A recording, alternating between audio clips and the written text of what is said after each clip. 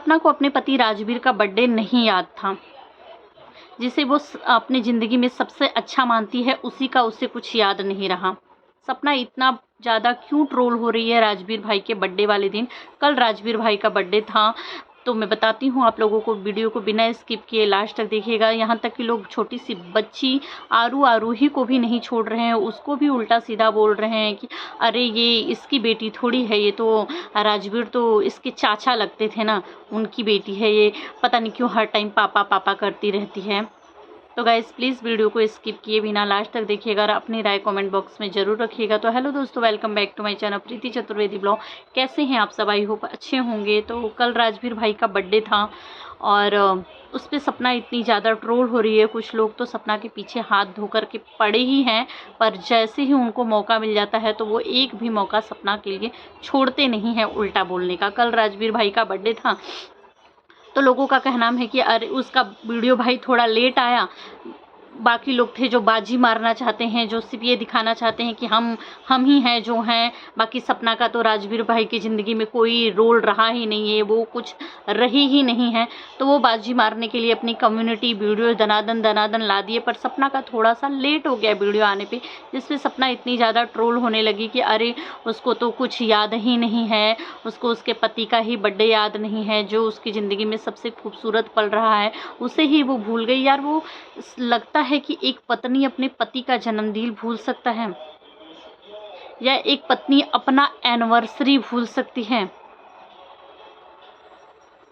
वो पति जो राजवीर भाई सपना की ज़िंदगी में वो इंसान थे जो पति के जाने के बाद उन्होंने सपना का हाथ थामा, सपना की ज़िंदगी में कितनी सारी खुशियां लाई, सपना उन्हें भूल जाएगी? तो मतलब कहने का मतलब ये है कि मतलब कुछ भी बोलना है, कैसे भी करके सपना को सिर्फ ट्रोल करना है, बुरा भला बोलना है। सपना को यहाँ तक कि आरू जो सपना की बड़ी वाली बेटी है उसको भी लोग नहीं छोड़ रहे, हर समय पापा पापा करती रहती है। ये राजवीर की बेटी थोड़ी है। राजवीर भाई जो है उसी के लिए सपना से शादी किए थे, उसको अपनी बेटी अपनाना था उनको, तभी वो किए थे। अगर उनको अपनी बेटी नहीं अपनाना होता ना तो वो कभी नहीं करते। चाचू से उनको पापा बनना था, तब उन्होंने सपना से शादी किया, उस बेटी को अपनाया। कितना प्यार करते थे वो। यहाँ पड़ोसी भाई हैं, वो तो मतलब आग लगाने का एक भी मौका छोड़ते ही नहीं है। उनकी भी कम्युनिटी आ गई थी कि जो तुम्हारी ज़िंदगी में सबसे ज़्यादा इम्पोर्टेंट रहा है, खूबसूरत रहा है, उसका ही तुम्हें कुछ याद नहीं रहा। और पड़ोसी भाई यहाँ पे अपना आ गए, मतलब अंकल आंटी का आया था कल, छोटी जीजी का वीडियो आया था जिसमें राजवीर भाई के बर्थडे वाले दिन वो लोग मंदिर में कुछ दान पुण्य करने गए थे। बहुत अच्छा लगा देख करके।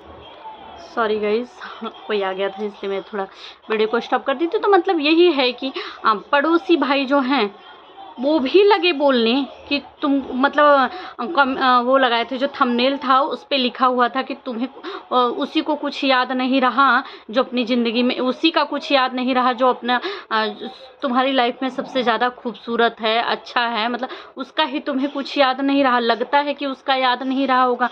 क्या ही मनाए यार।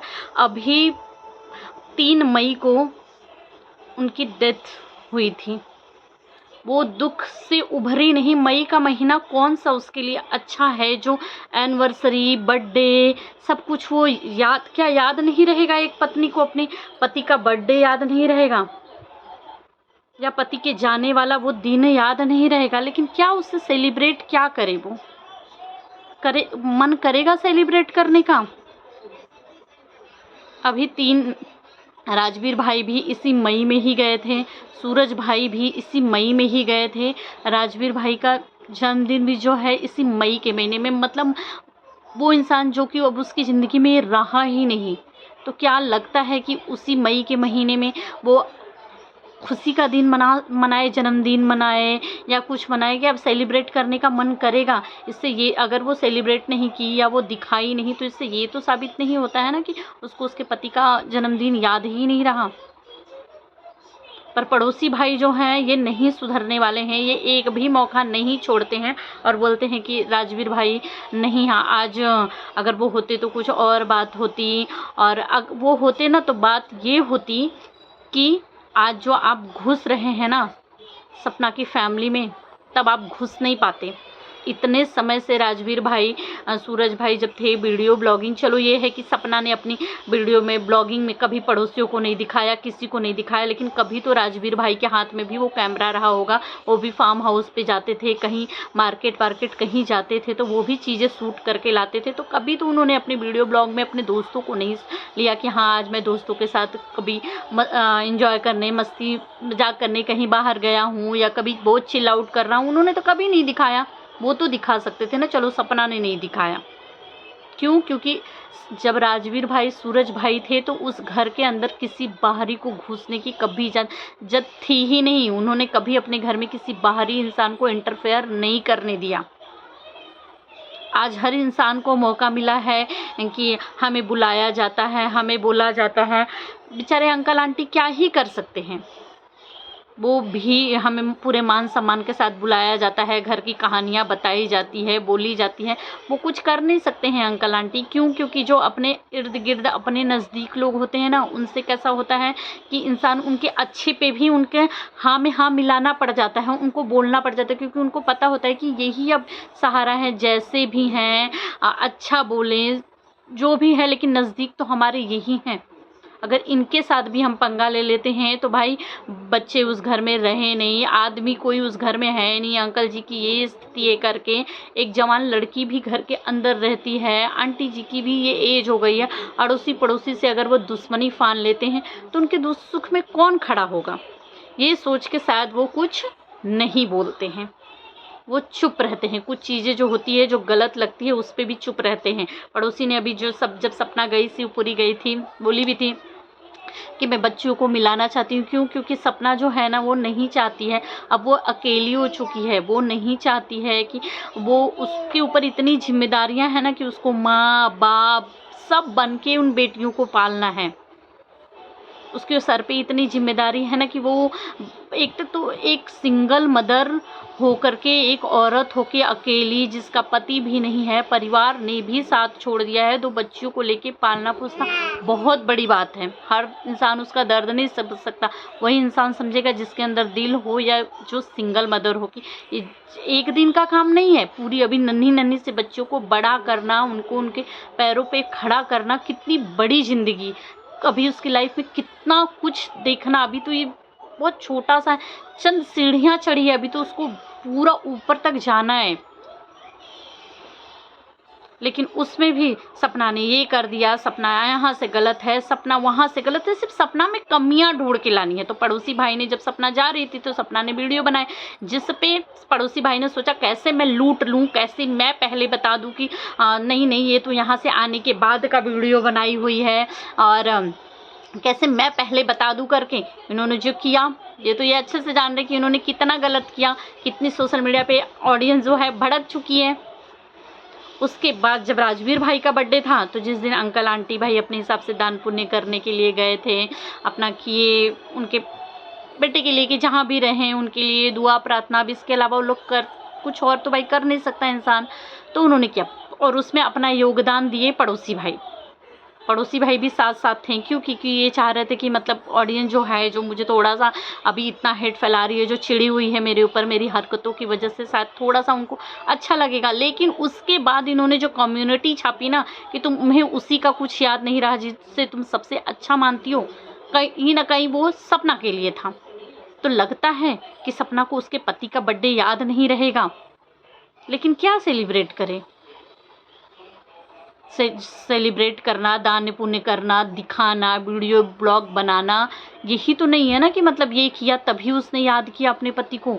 दिल से मन से भी तो याद किया जा सकता है। जो आपने अभी 2 दिन पहले जब सपना शिवपुरी जा रही थी गाइस, तो देखा ही कि मतलब मैंने पिछली वीडियो में भी बताया था कि मतलब सपना ने एक वीडियो डाला कि मैं सोच रही हूँ कि उसको दादा दादी से मिलवा आऊँ बच्चों को।